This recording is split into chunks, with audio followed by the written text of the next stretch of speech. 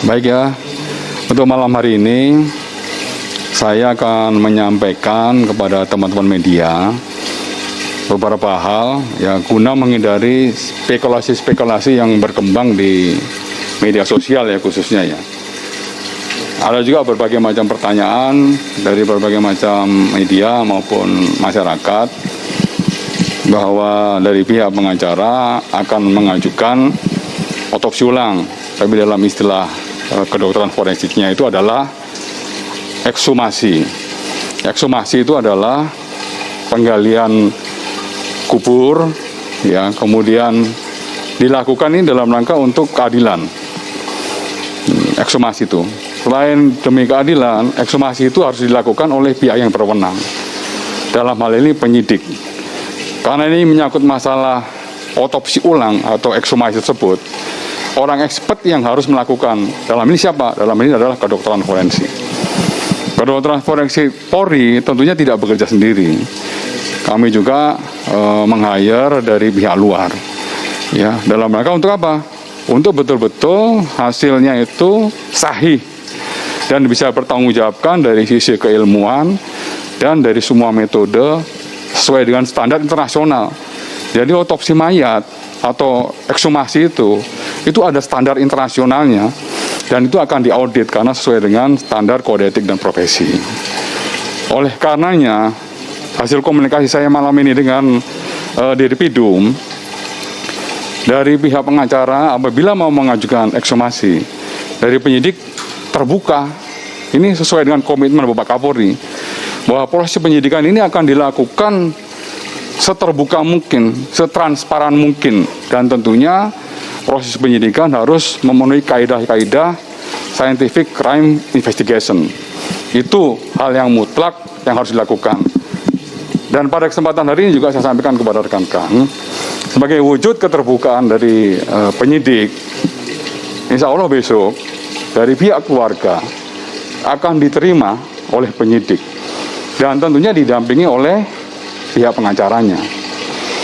Nanti penyidik dalam hal ini akan menyampaikan kepada kedokteran forensik, mengumumkan kepada atau menyampaikan kepada pihak keluarga dan pengacaranya tentang hasil otopsi yang sudah dilakukan.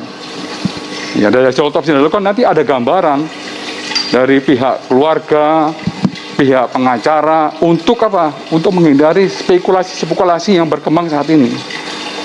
Saya menyampaikan dalam hal ini, tolong biar orang-orang yang expert di bidangnya itu yang menyampaikan. Sebagai contoh misalnya, luka karena benda ini, karena benda ini, karena benda ini.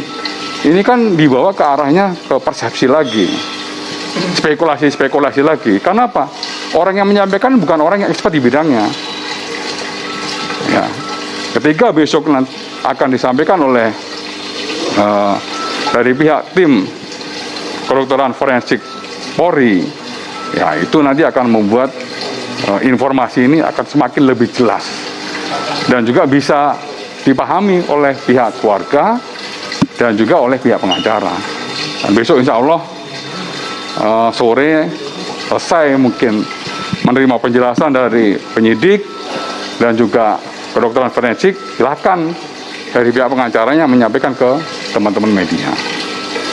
Pak, untuk mekanisme keluarga minta otopsi ulang gimana, Pak? Ya, untuk mekanisme tentunya dari pihak pengacara mengajukan kepada penyidik ya. Ekshumasi ini kan jelas adalah bongkar kubur, kemudian penggalian mayat untuk demi keadilan. Nah, demi keadilan ini adalah sebagai bentuk transparansi. Nah, demi keadilan itu siapa yang melakukan? Adalah pihak yang berwenang. Siapa yang berwenang? Penyidik. Karena ini menyangkut masalah benda mayat, harus expert yang melakukan. Siapa? Adalah kedokteran forensik yang memiliki keahlian di bidangnya yang akan melakukan itu. Dan ini akan terang benderang di dalam setiap kasus apabila dilakukan ekshumasi, apabila diketemukan bukti-bukti tambahan untuk menguatkan hasil otopsi yang pertama, itu sangat bagus. Karena itu adalah untuk kepentingan penyidikan dan itu juga nanti diungkapkan di dalam proses persidangan biar permasalahan ini betul-betul terbuka, transparan, dan akuntabel. Tidak menemukan apa kewajiban penyidik, tidak menemukan pasal yang mengatur kewajiban penyidik. Namun bunyinya karena kewajibannya mempunyai wewenang. Karena kewajibannya mempunyai wewenang, namun KUHP belum mengatur apa itu kewajiban penyelidik. Nah, ada sesuatu yang kurang menurut saya, sehingga setelah saya temukan ini, mudah-mudahan ini bermanfaat pembahasan kali ini, sehingga kalau ada RUU hukum acara pidana mencantumkan kewajiban pihak. Di sini ada kata-kata karena kewajibannya mempunyai wewenang, tetapi setelah saya teliti, kewajibannya itu tidak ada. Sehingga apa? Sehingga akan kontraproduktif dengan pengertian pasal 1 angka 5. Kembali lagi ke atas, karena pengertian pasal 1 angka 5 adalah seperti ini. Penyelidikan adalah serangkaian tindakan penyelidik untuk mencari dan menemukan suatu peristiwa yang diduga sebagai tindak pidana guna menentukan dapat atau tidaknya dilakukan penyidikan menurut cara yang diatur dalam undang-undang ini.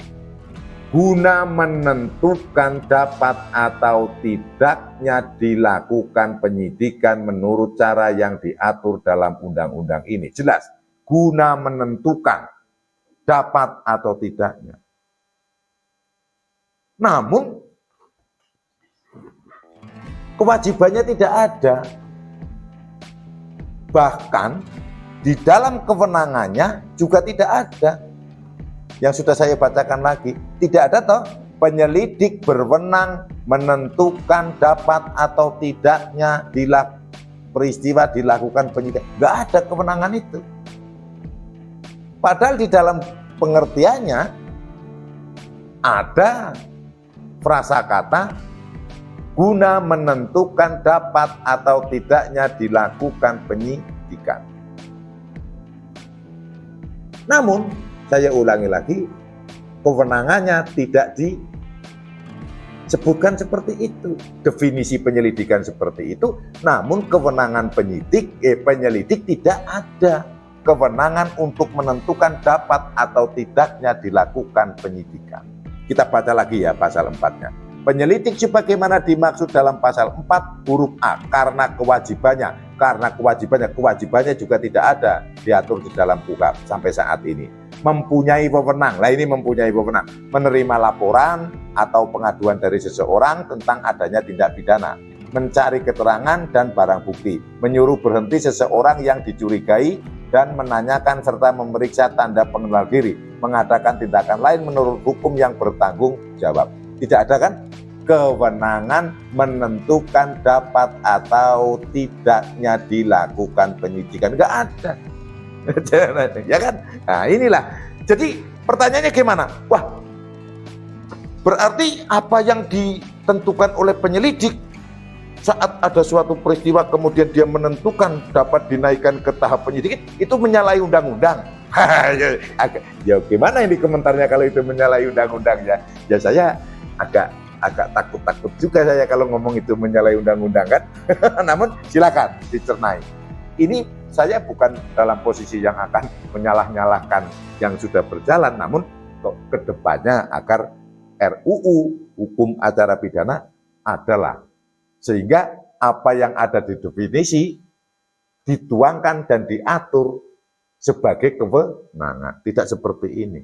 Guna menentukan dapat atau tidaknya dilakukan penyidikan. Namun di KUHP, di Undang-Undang 8 tahun 1981 tidak ada kewenangan untuk menentukan suatu peristiwa tersebut dapat atau tidaknya dilakukan penyidikan.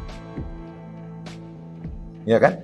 Menemukan suatu peristiwa yang diduga tindak pidana guna menentukan dapat atau tidaknya, nggak punya kewenangan, belum diatur, kurang. Ya mudah-mudahan ke depan ini ya kita sambil berkelakar juga lah, jangan sepaneng-sepaneng.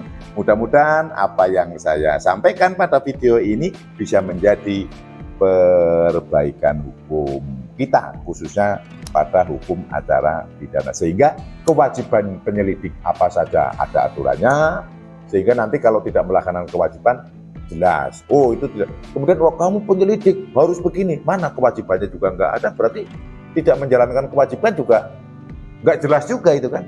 Apalagi kewenangannya bahwa akan dinaikkan kepada tahap penyidikan. Padahal kewenangan menentukan itu ternyata belum ada. Adanya ada pada definisi, bukan pada pasal-pasal kewenangan si penyelidik. Mudah-mudahan ke depan ada RUU yang baru tentang hukum acara pidana. Mau tidak mau kita sudah melaksanakan dan praktek juga sudah berjalan. Namun ke depan mudah-mudahan ada perbaikan. Pengaturan dengan jelas tentang kewajiban dan pengaturan dengan jelas tentang kewenangan. Sehingga penyelidik memiliki aturan yang jelas bahwa dia berwenang menentukan dapat atau tidaknya suatu peristiwa dilakukan penyidikan.